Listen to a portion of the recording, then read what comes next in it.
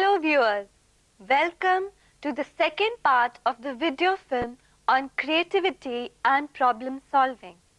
In the first part of the film, you saw that the process of creativity passes through 6 stages, namely preparation, incubation, illumination, verification, communication of results, and review and modification.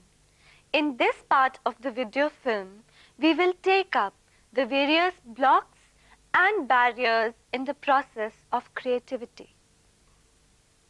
Let me introduce you to some of the barriers to creative process, right, which I took as the last, but I think let me introduce you to first to these barriers.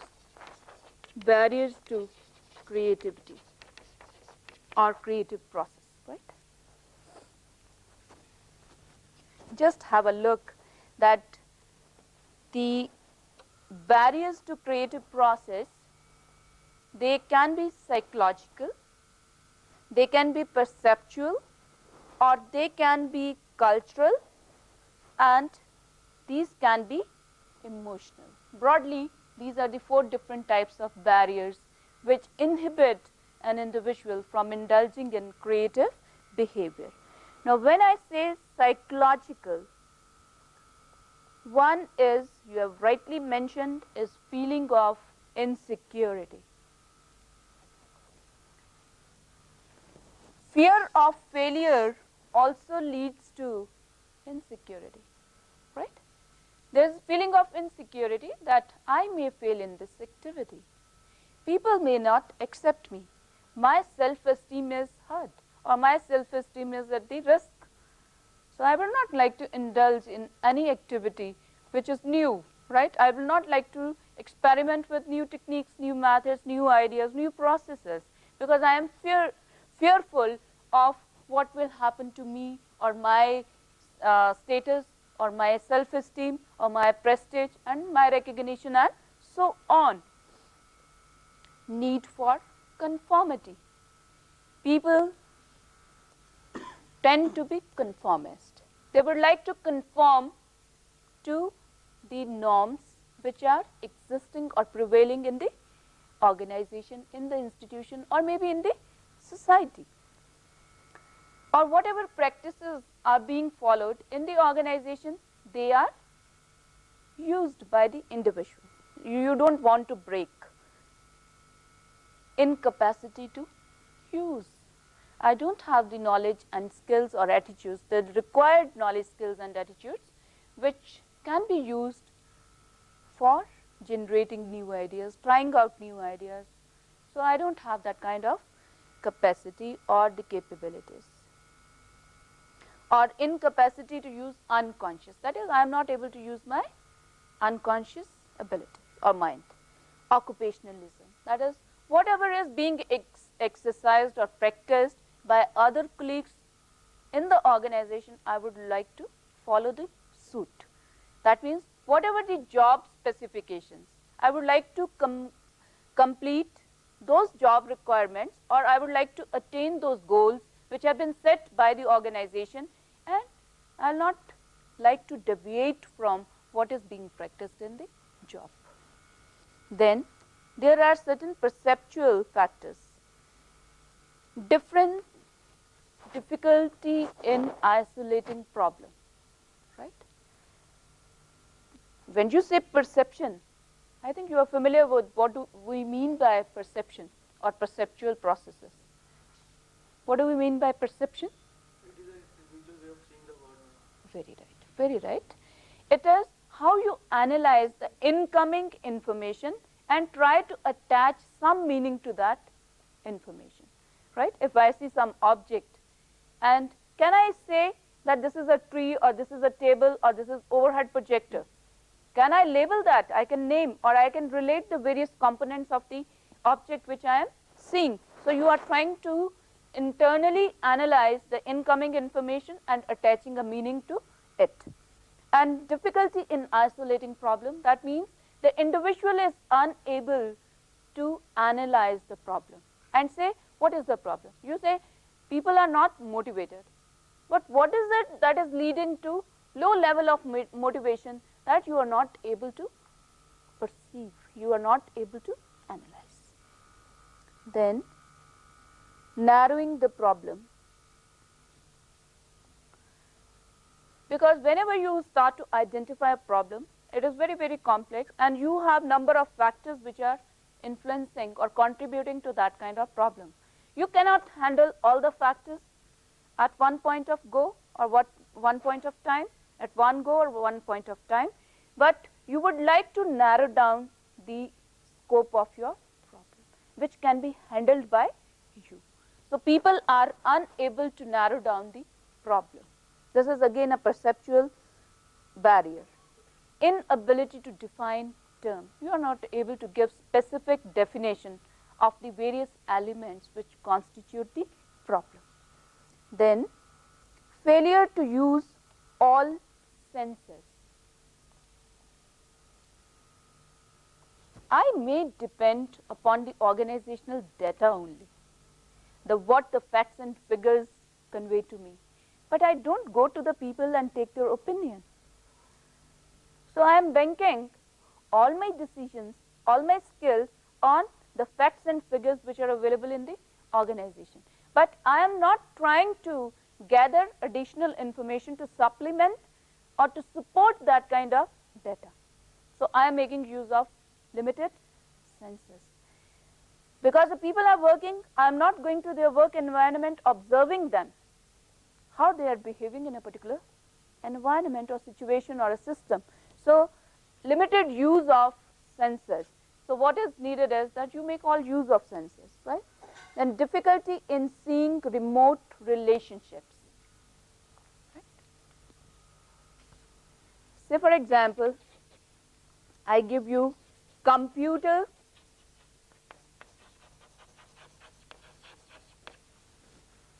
and omelette. People will laugh at me. What is the link between computer and omelette? But can somebody think of a relationship between computer and omelette? The right response comes here, right? You can have a computer program which gives you all the recipes of preparing an omelette, different types of omelette, right? So you can computerize the program, and anybody who would like to do or prepare an omelette can just switch on the computer, get the recipe and prepare, right? So difficulty in seeing remote relationships, failure to distinguish between cause and effect. Now say for example, I say there is, are you familiar with need achievement or achievement motivation, and achievement, that is academic achievement. Need for achievement means to excel in a particular area, to attain standards of excellence, right? Or to attain high standards of excellence, right? Now the person who has high need for achievement will put in his best efforts, will strive for attaining high standards of attainment. And on account of high need achievement, his academic achievement will go high, right?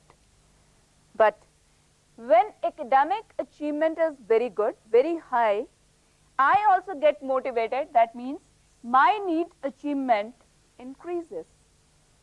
Now in this situation, it is not very simple to say whether achievement motivation is causing high academic achievement or high academic achievement is causing high need for achievement. Right? The person who has experienced success at particular stage, that may lead to high need for achievement. Maybe I am able to attain 90% marks in one of the classes. That itself becomes a starting point for me, a motivation for me to go still higher. And this circle will continue. So what is the cause and what is an effect? That I am not able to say at this moment. But yes, I can do it. If I take a systematic research and do it, I can say. So failure to distinguish between the cause and effect is another barrier. What is it that is leading to a particular state of affair? If you are able to diagnose your problem correctly, there will be more certainty that you will come out with a solution to the problem. If your analysis and definition of the problem is wrong, you will not reach the end point because your beginning is wrong. The first step taken is wrong, so the subsequent steps will be wrong, right? So people are not able to do that. Cultural barrier, conformity. That is, to cultural norms and standards. You would like to conform to the cultural norms and standards. Then, to be practical, right? You want to be very practical. Oh, using this technique, I can achieve the result within 10 minutes or 10 days. So why to look for a new idea, new innovation? I go in the same rug, I produce the same product, I can have the profit, right? So why to look for new ideas, new techniques, new products? So let me go into the area which is already flourishing. People are accepting that kind of product. Let me produce the similar kind of product. So you want to be very, very practical. Cultural taboos, right? The ideas which are not socially acceptable to the culture, you don't want to indulge or you don't want to try it out those ideas, right? So you want social recognition, social acceptability, and you don't want to break up with the traditions of the culture or the things which are considered to be antisocial or unsocial. You don't want to be in those activities. Faith in statistics, that you depend too much on the facts and figures. You are in the habit of depending upon the facts and figures. So you don't try to think beyond the figures, the numerical data which is available to you. Hanji, please. Then comes faith in reason and logic, right? अब जैसे I take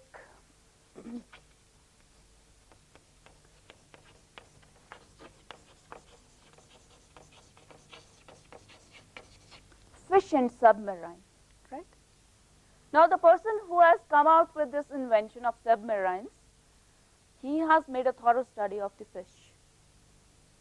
But initially, if somebody thinks of, these are two remote ideas, right? So we depend upon logic, whether the step is right or wrong. Is it yes, acceptable or rejected, right? So you go by reasoning, you go by logic, but divergent thinking doesn't ask for logic or reasoning. You can have jumps, you can perceive any relationship between two remote ideas, right? So faith in reason and logic, if you depend too much on reasoning and logic, then you will not be able to generate a new ideas. Too much or little knowledge. Either the person has too much of knowledge, he is overconfident, or you know very little. That again causes a problem. If you think you know much, then you don't look for other ideas, or you don't try to accept the viewpoint of others. You don't want to explore more. But if you consider yourself to be humble, having some knowledge, then you would like to explore the world, explore the relationships. Fantasy, worthless. That means you are not very sure of the outcome that you will get by indulging yourself in imagination, right?